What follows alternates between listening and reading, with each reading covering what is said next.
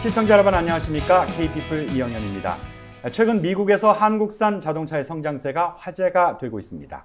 성능과 가격이 중요하겠지만 또 중요한 게 디자인이죠. 오늘은 현대차의 디자인 책임자를 스튜디오에 모셨습니다. 현대 디자인 담당 이상엽 전무입니다. 전무님 안녕하세요. 안녕하십니까? 네, 나오셔서 대단히 감사합니다. 예, 영광입니다. 제가 기사를 확인을 해보니까 전 세계 완성차 업체에서 일하는 그 K-피플, 그러니까 디자이너들이 200여 명 가까이 된다고 하는데. 지금은 아마 200여 명이 넘을 수도 있을 것 넘어요? 같아요. 예. 제가 이제, 한국에, 귀국한 게 한 6년 정도 됐는데, 6년 전만 해도 전 세계 자동차 디자인 센터에 한 10% 정도의 디자이너들은 꼭 한인 디자이너들이 많았거든요. 그래서 그게 비단 미국뿐만 아니라 뭐 유럽, 뭐 중국, 뭐 전 세계에 굉장히 많이 퍼져 있습니다. 그런데 그 디자이너들 중에서 네. 리더를 맡고 계신 분이 전무님이 유일하시다고 얘기를 들었어요. 어깨가 많이 무거우시겠어요? 뭐 조금 선배긴 하죠. 예, 그래서 항상 좀 후배들한테 많이 좀 귀감을 보여주려고 하고 있고, 네. 또 그게 또 원동력이 돼서 더 열심히 하려고 하고 있고, 네. 또 그런 것들을 통해서 또 사명감도 많이 생기고요. 네. 많은 고민을 하고 있습니다. 대학 때 전공은 이제 조소, 네네네. 순수미술을 하셨고, 네. 이곳 이제 캘리포니아 네. 아트 센터에서 운송 디자인. 네네네. Transportation Design. 이게 이제 자동차 디자인인데 어떻게 네. 순수미술을 하시다가 자동차 디자인을 하시게 됐는지. 저는 순수미술을 사실 되게 좋아했어요. 한국에서 네. 했는데, 순수미술을 하다 보면 이제 천재분들이 계시거든요. 그분들이 이제 같은 반에 있는 친구들의 작품을 보면서, 이건 넘사벽이다. 내가 노력해도 못 따라가는 사람들. 노력해도 못 따라가겠다. 네. 그런 고민을 하면서, 이제, 그때 이제 군대 갔다 와서, 이제, 배낭여행을 굉장히 많이 다녔어요. 네. 근데 우연한 기회에 캘리포니아에 왔는데, 그때 이제 우연히 아트센터 컬리지 오브 디자인이라는 학교를 발견하고 거기 갔었는데, 그 학생들이 디자인하는 것들, 또 흙으로 차를 만들고 그러는 것들을 보고, 네. 나도 좀 잘할 수 있을까. 네, 조소를 하셨으니까. 예. 그렇게 생각을 했는데, 생각보다 많이 다르더라고요. 어려움이 많으셨겠어요. 아무래도 뭐 어려움보다는 챌린지라고 말씀드리고 싶고요. 조소를 하고 뭐 미대를 나왔기 때문에 뭐 기본적인 뭐 스킬 세트, 뭐 테크닉은 있었지만 자동차라는 게 굉장히 문화 산업에 가까운 부분이 많거든요. 네. 그래서 뭐 어렸을 때부터 자동차 문화와 같이 호흡하고 아빠와 차를 고치고 디자이너가 되기를 평생을 원했던 친구들과 같은 반에 있었으니까 저는 아무래도 한국에서 70년대 유년기를 보냈으니까요. 그때는 한국의 자동차 문화라는 게 없었거든요. 그렇죠. 그러다 보니까 아무래도 그런 것들을 캐치업하는 게 조금 많이 어려웠다고 말씀드리고 싶습니다. 네. 근데 어려움이 사실 나중에는 즐거움이 되더라고요. 네. 미국 시장에서 한국산 자동차 디자인에 대한 평가가 굉장히 좋아요. 그러고 보면은 감사합니다. 예, 다 이제 전략에 따라서 이렇게 나오는 네. 건데. 네. 보통 슬로건이라고 그러죠. 이제 네네. 자, 이런 거를 가지고 우리는 네네. 디자인을 만든다. 네. 그런 것들은 어떻게 이렇게 탄생이 되는 건가요? 이제 많은 고민을 하고 또 많은 대화를 하고 또 많은 리서치를 합니다. 네. 예, 그래서 보통 자동차 디자인을 할 때 지금 저희 디자인 센터에서 하고 있는 작업이 짧게는 3년에서 4년 후에 나오는 차들이거든요. 그러니까 어떤 스토리를 입혀서 고객들한테 어떤 메시지를 줘야 될까를 고민을 많이 하고 네. 그러기 위해서 어떤 슬로건 같은 것들을 많이 만들어요. 네. 예. 지금 이제 현대나 제네시스의 슬로건을 잠깐 좀 짚어보면은 네. 어떻게 설명을 쉽게 알아들을 수 있을까요? 제네시스는 이제 럭셔리 브랜드죠. 현대 브랜드에서 태어났지만 럭셔리 브랜드고 그렇기 때문에 대중 브랜드인 현대와 기본적으로 이제 가는 방향성, 레가시가 완전히 다르다고 말씀드리고 싶고요. 제네시스는 아무래도 영 럭셔리 브랜드로서 기존의 럭셔리 마켓을 어떤 좌지우지하고 있는 독일 브랜드나 일본의 렉서스 같은 브랜드에서 우리가 어떻게 하면 더 특별한 가치를 고객한테 줄 수 있을까? 네. 그렇기 위해서 우리의 아이덴티티는 무엇인가?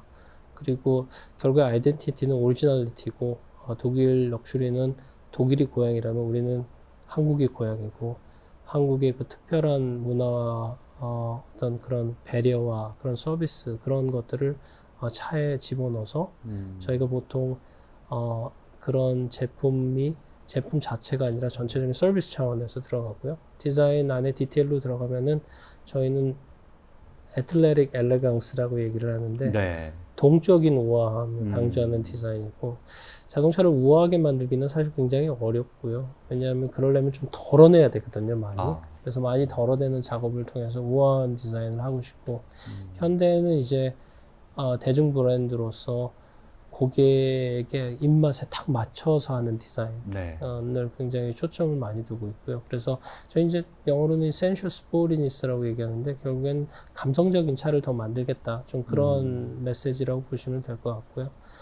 그게 저희 안에서는 현대 브랜드 어떻게 보면은 지금까지 많은 고객들이 가성비 value for money 브랜드로 많이 알고 계셨고 또 네. 그거가 굉장히 큰 세일즈 피치였는데 이제 거기다 저희 감성을 더 실어서 가치를 더 올리겠다 이런 의미로 보시면 좋을 것 같습니다. 그 디자인이 일관된 흐름을 보인다는 이른바 이제 패밀리 룩 같은 거. 네네네네. 그런 걸 이제 유지하는 회사들인데 네네. 지금 대체적인 회사들 경향은 어때요? 보통 그 패밀리 룩을 유지하는 회사들이 대부분이라고 말씀드리고 싶고요. 현대 브랜드에서는 좀 그걸 좀 탈피하려는 노력을 좀 하고 있습니다. 네. 왜냐하면 이게 왜요? 그 패밀리 룩이라는 것 자체가 네.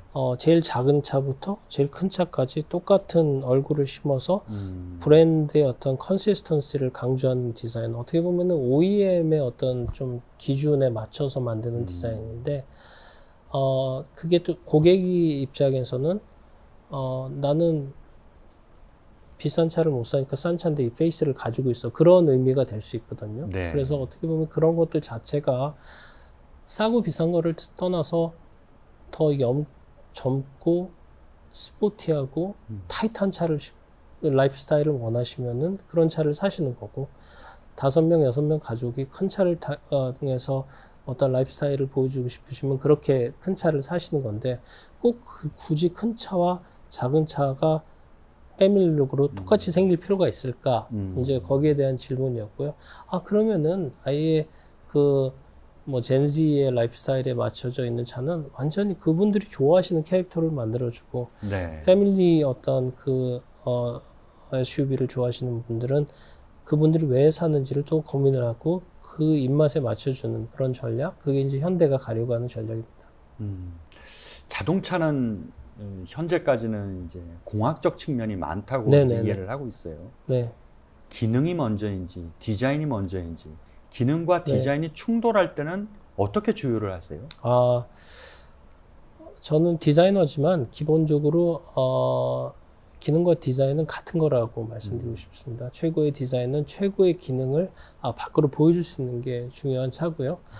자동차에서는 기능의 어떤 기능, 어떤 세이프티, 안전 같은 것들은 어떤 것보다 중요하거든요. 왜냐하면 가족들이 그 차에 타고 움직이는데 사고가 나면은 정말 안 되잖아요. 네. 그러니까 아무래도 안전성은 정말 어떤 것들도 타협할 수 없는 부분이고요. 정말 기능과 디자인의 조화를 통해서 감성적인 가치도 가지고 있지만 기능적인 가치를 절대 포기하지 않는 두 개의 완벽한 조합이 좋은 디자인이라고 생각하고요. 실제로 그러한 이유 때문에 회사 안에서는 엔지니어하고 디자이너들은 항상 대립구조입니다. 근데 저는 사실 그 대립구조가 되게 좋은 것 같아요. 왜냐하면 많이 대립을 하면 할수록 나중에 더 좋은 차가 나오는 경우가 많더라고요. 네. 서로를 막 설득하겠네요. 그럼요. 이거는 필요하다. 네, 그럼요. 그게 설득과 그런 작업을 통해서 디자인 이제 제품이 나오는 것이고 많은 설득도 하고 많은 챌린지도 하고 그런 것들이 되게 중요한 것 같아요. 그리고 항상 그런 과정을 거치면 많이 거칠수록 결국에는 고객이 설득이 되지도 않을까요? 예. 우리 안에서 같은 엔지니어도 설득을 못 하는데 밖에 나가서 어떻게 고객을 설득을 하겠어요? 네. 예. 그래서 이제 다른 제품 디자인하고 그런 부분이 좀 많이 차이가 다르죠. 있겠네요. 네.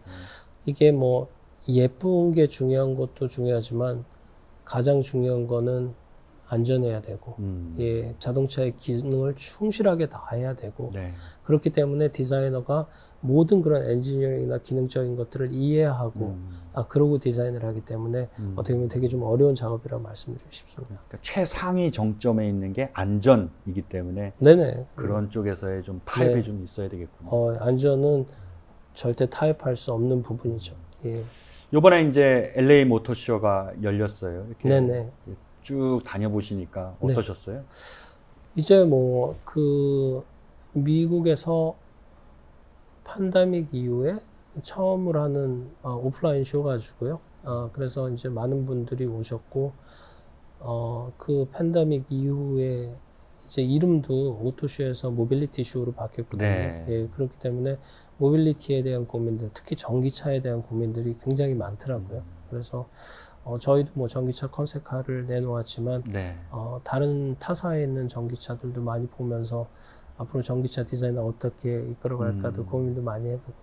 잠깐 그거 설명을 듣기 전에 네, 오토쇼와 모빌리티 쇼의 차이에 대해서 네. 조금 한번 간단하게 설명 좀 해주시겠어요? 글쎄요, 이제 쉽게 말씀드리자면은 오토쇼는 이제 그 말 그대로 자동차의 쇼고요. 예.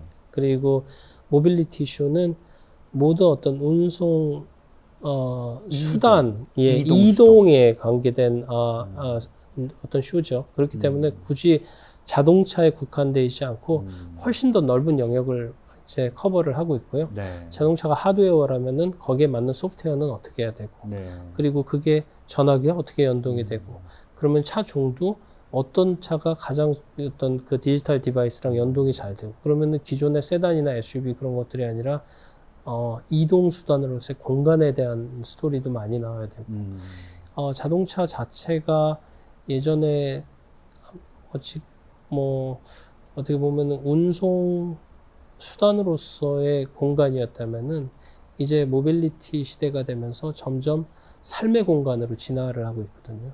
그러다 보니까 삶의 공간으로서의 자동차가 어떻게 모빌리티와 같이 연결이 될까에 대한 그런 해석이 될 수 있겠죠. 그 이제 자동차가 전기차로 이제 무게중심이 올라가면서 네. 그런 것들에 대한 고민이 더 필요해지는 그런 상황. 그럼요. 예. 전기차는 뭐 이제 전용 전기차들 보시면은 간단하게 생각하시면은 스마트폰에 바퀴가 달렸다고 생각하시면 돼요. 네. 예. 그래서 밑에 배터리 팩이 있고 모터가 있고 휠이 있고 그리고 완전 디지털화가 돼 있기 때문에 어떻게 보면은 스마트 디바이스에 더 가깝다. 네. 그렇게 말씀드리고 싶습니다. 그러니까 사실 그런 환경이 디자이너한테 더 많은 이 업무를, 과제를 던져주는 거 아니에요? 더 많은 업무를 던져주고요. 저도 이제 그 자동차 디자인계에 한 25년 정도 있었는데 요즘에는 굉장히 많은 어떤 것들을 공부해야 되고 많은 것들을 느껴야 되고 리서치를 해야 되기 때문에 지난 25년 동안 좀 전통 자동차 디자이너로서 그냥 예쁘게만 만드는 거는 이제 더 이상은 안 되겠다. 예쁘고 멋있는 거에서 네. 또 다른 무엇이 있어야 되는 거죠. 그럼요. 예. 네. 특히 전기차 같은 경우에는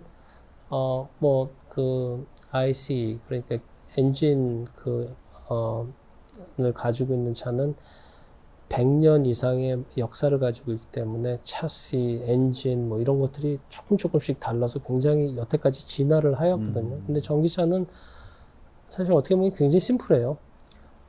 배터리하고 모터만 있거든요. 그러니까 스타트업들도 많이 나오는 게 굉장히 구조가 간단하기 때문이죠. 그래서 디자인이 할 수 있는 영역이 앞으로 훨씬 더 많아질 거예요. 왜냐하면 플랫폼하고 기본 구동계에서는 이거를 브랜드를 차별하기가 힘들거든요. 그러다 보니까 디자인이 어떤 스토리를 담아야 되고 거기서 어떤 가치를 만들어내야 되는지에 대한 그런 고민들 많이 하게 됩니다. 그 현대에서 이번에 이제 컨셉트 대형 전기 SUV죠. 네네. 세븐을 공개했잖아요. 네네. 그때 이제 전무님께서 직접 디자인에 대해서 브리핑을 하셨는데 예. 제가 그 전무님께 따로 인터뷰를 한번 드리고 싶은 게 있었는데 너무 바쁘셔가지고 제가 못 드렸는데 지금 드릴게요. 네. 그 지금 세븐이라는 차를 보면은 그 안에 공간이 실내 공간처럼 이렇게 꾸며놨잖아요. 네. 이렇게 보니까 네. 이제 그 고민에 대한 앞으로 전기차 디자인에 대한 고민이 담아 맞습니다. 있다고 예. 보는데 그러면은 이 세븐에 담겨진 어떤 제시된 이런 어떤 디자인이 네네. 앞으로 전기차의 새로운 방향, 흐름이다라고 네. 이렇게 이해를 해도 될까요? 저희 브랜드의 비전이라고 보시면 될 것 같아요. 네. 뭐 외장은 세븐 컨셉카는 이제 앞으로 나올 이제 중대형 SUV인 아이오닉 7의 티저 컨셉카라고 보시면 될 것 네. 같고요. 인테리어 같은 경우에는 좀 더 비저너리하게 저희가 제작을 했습니다. 그래서 자율주행 레벨 4면은 운전대가 없어도 되거든요. 네. 그래서 운전대가 없는 상황에서 운전을 안 해도 되고 편하게 이동을 할 수가 있으면은 그 안에 어떤 공간을 꾸며야 될까 거기서 고민을 시작을 했고요. 그러면은 자기의 정말 편안하고 그런 리빙 스페이스 가족들이 보낼 수 있는 리빙룸이나 키친의 공간을 차 안으로 옮겨보면 어떨까 이제 거기서 시작을 했고요. 네. 그래서 보통 보면은 인테리어 디자인도 보통 자동차의 인테리어 디자인이기보다는 가구 디자인에 더 가깝게 진짜 만졌습니다. 그렇더라고요. 예. 근데 일각에서는 또 그런 얘기도 해요. 이러면 너무 운전하는 재미를 뺏는 거 아니야? 운전자들한테 너무 많은 걸 가져가는 거 아니야? 이렇게 얘기하시는 분들도 계시거든요. 네, 그래서 뭐 그런 것들에 대한 고민도 많이 하고 있고요. 네. 이제 레벨 4 자율주행은 본인께서 운전하고 싶으시면 운전도 할 수 있거든요. 근데 결국에는 완전한 자율주행이 이제 가능하게 되면은 이게 그랬었잖아요. 예전에는 말을 타는 게 운송수단이었으면은 지금은 말을 타는 게 스포츠가 됐잖아요. 네. 아마 자동차도 비슷하게 되지 않을까 좀 상상해 봅니다. 그렇군요. 그 자동차 디자인에 네. 어떤 유행도 있나요? 자동차 디자인의 유행은 보통 한 몇 가지 이유가 있습니다. 예, 근데 보통 몇 가지 이유가 있는데 그게 이제 첫 번째 이유는 자동차 기술의 발전이 될 수 있고요. 두 번째는 고객들의 라이프스타일의 진화가 될 수 있고요. 그래서 이제 그 자동차 기술과 테크놀로지의 발전이 굉장히 좀 첫 번째는 좌우를 많이 하는데 예를 들어서 옛날 차들 보시면은 다 헤드램프가 동그랗잖아요. 네. 뭐 그런 것들 좋아하시는 분들도 있는데 그때 당시는 헤드램프를 만들 수 있는 유리로 만들 수 있는 기술이 동그랗게밖에 안 됐어요. 예, 그래서 다 동그랬고 그랬군요. 그때는 모든 디자이너들이 네모난 디자인이 그거를 이제 그 테크놀로지가 되면은 얼마나 좋을까. 예. 그러다 보니까 예, 사각형을 만들 수 있는 이제 기술이 되니까 네. 다 이제 사각형으로 트렌드가 갔다가 또 다사각형을 하니까 또 라운드가 또 그래서 그런 것들이 있고 일단 고객의 라이프스타일이 많이 이제 변화하는 것은 처음에 자동차가 개발됐을 때는 거리가 상당히 짧았거든요. 네. 그러니까 뭐 옆에 창문도 없고 뭐 위에도 열리고 그래서 이제 간단하게 다녔는데 점점 이제 차를 타고 멀리 주행을 하시니까 천장도 생겨야 되고 그래서 롱 디스턴스를 달리기 위해서 이제 세단이 나왔고 네. 근데 고객들이 이제 롱 디스턴스를 달리시는 것도 중요한데 가족들이랑 여행도 가고 그런 것들을 필요하니까 미니밴에서 SUV를 SUV. 진화한 거죠. 예. 그렇군요. 근데 우리가 옷을 보면은요. 네네. 디자인이 이렇게 돌고 돈다 그러잖아요. 네네네. 몇십 년 전 이렇게 다시 유행하게 되는데 자동차도 그렇게 그런 부분이 좀 보이나요? 있습니다. 예, 있고요. 그리고 역사적으로 굉장히 그 모든 사람들이 사랑했고 아름답게 생각하는 것들은 재해석되는 경우가 많습니다. 그래서 뭐 저희 이번에 아이오닉 5 첫 번째 전용 전기차 같은 경우에도 포니 1세대, 네. 예, 73년도 포니 1세대의 영감을 굉장히 많이 받아서 현대적으로 좀 재해석한 차라고 보시면 좋을 것 같아요. 네. 그러면은 이제 보통 이제 지금 디자인하고 있는 차는 5년 내지 뭐 그 안팎의 3년에서 5년 정도. 예, 그 미래의 차를 한 30년쯤 지난 다음에 차는 어떻게 변해 있을까요? 디자인은 어떻게 돼 있을까요? 이건 뭐 제 개인적인 생각인데요. 네네.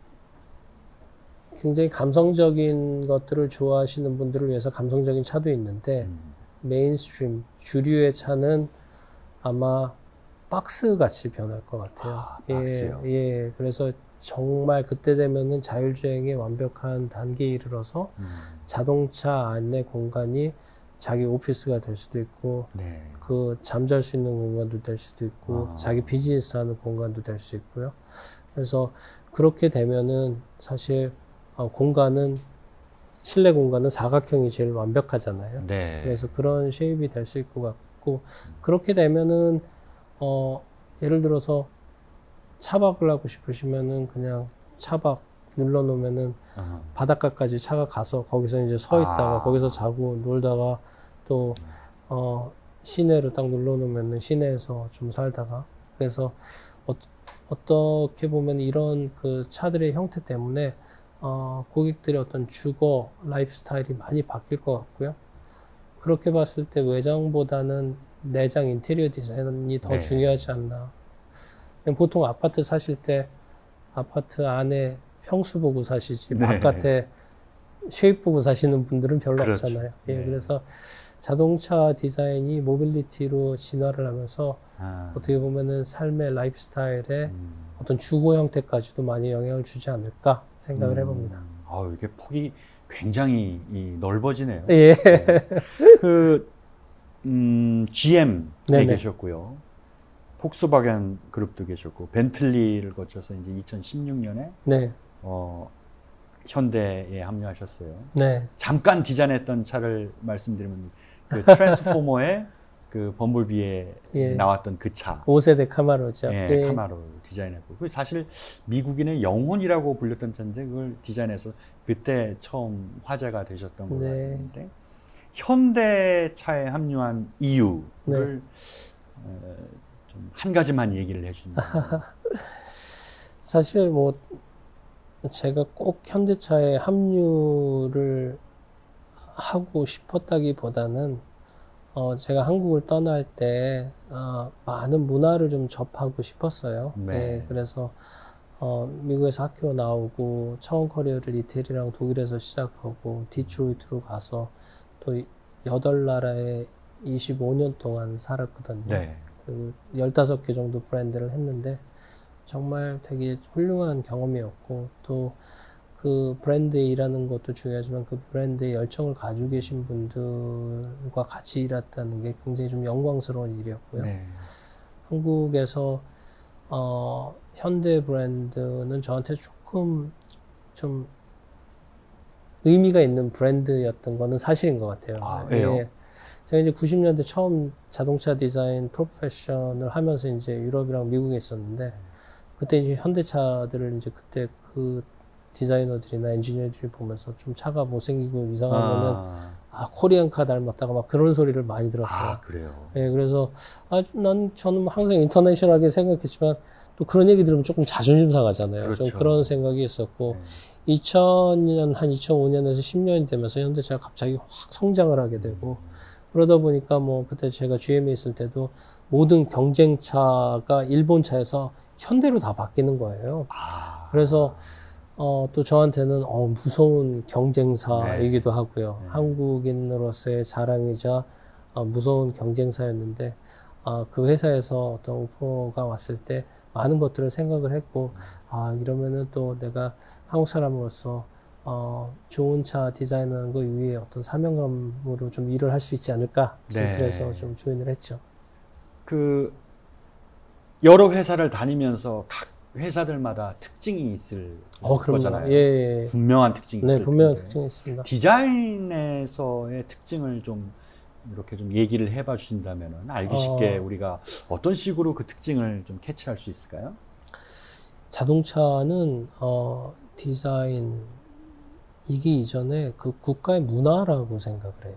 예. 미국의 프리웨이에 픽업 트럭이 없으면은 굉장히 이상하게 느껴지잖아요. 그렇죠. 네. 예. 독일의 아우토번에 포르쉐가 없으면 되게 이상하지 않을까요? 프랑스 파리에 르노나 시트로엔이 없으면은 그건 파리가 아니라고 생각을 하거든요. 네. 굉장히 좀 그런 부분에서 철학적이고 인문학적이고 문화적이고 결국에는 그렇기 때문에 차 하나로서는 중요한 디자인이지만 또 도시의 풍경을 만든다고 생각을 하거든요. 그래서 그런 부분에 있어서 굉장히 좀 많은 좀 경험이 중요하다고 생각을 하고요. 일례로 아까 말씀드렸지만 미국은 프리웨이가 있고 픽업 트럭이 있잖아요. 사람들이 픽업 트럭을 볼 때 막 이렇게 해서 디테일 뭐 이런 것들을 보기보다는 멀리서 픽업 트럭이 한 100m 앞에서 달려올 때 와, 저거 멋있다, 스트롱하다. 네. 그런 first impression이 굉장히 중요하고요.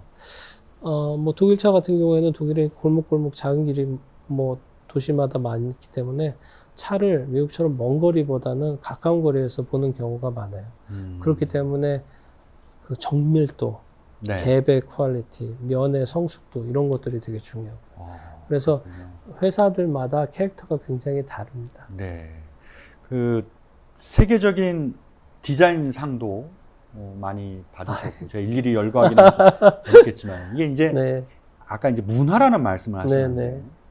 그 문화가 사실은 인정받은 거 아닙니까? 공식적으로 그 상을 받았다는 거는 특히 이제 뭐 레드닷 디자인상이라든지 뭐 그런 유수의 상을 받았다고 한다면 네네. 그렇게 상을 받아서 최고의 그러니까 대상을 받은 사람은 어떤 걸 높이 평가해서 그 상을 주었다고 판단을 하시는지. 일단 그런 상을 받게 돼서 영광이라고 항상 말씀을 드리는데 네. 모르겠어요. 상을 어떤 기준에서 할지는 정확하게 모르지만 네. 아이덴티티가 있는 디자인이 굉장히 중요하지 않나. 그리고 그 아이덴티티를 통해서 고객을 설득해서 가치를 만들고 감동을 줄 수 있는 디자인. 그게 평가 기준이라고 생각해요. 그러니까 단순히 눈에 보이는 것만은 아니라는 거죠. 그렇습니다. 디자인은 시각적인 것뿐만이 아니라 냄새가 될 수도 있고 맛이 될 수도 있고 촉감이 될 수도 있고 모든 것들을 다 스토리화 만드는 것이 굉장히 디자인에 있어서는 중요한 부분이라고 말씀드리고 싶습니다. 근데 저는 궁금한 게 이제 분명히 이제 소비자들의 그 디자인의 기호가 있잖아요. 네네. 가령 이제 한국 소비자, 네네. 미국 소비자 분명히 네네. 다른 쪽에 그 선호도가 있단 말이죠. 다르죠. 예. 네. 네. 근데 그렇게 일단 그거부터 먼저 얘기를 드리면 어떤 차이가 있어요? 한국 소비자, 미국 소비자?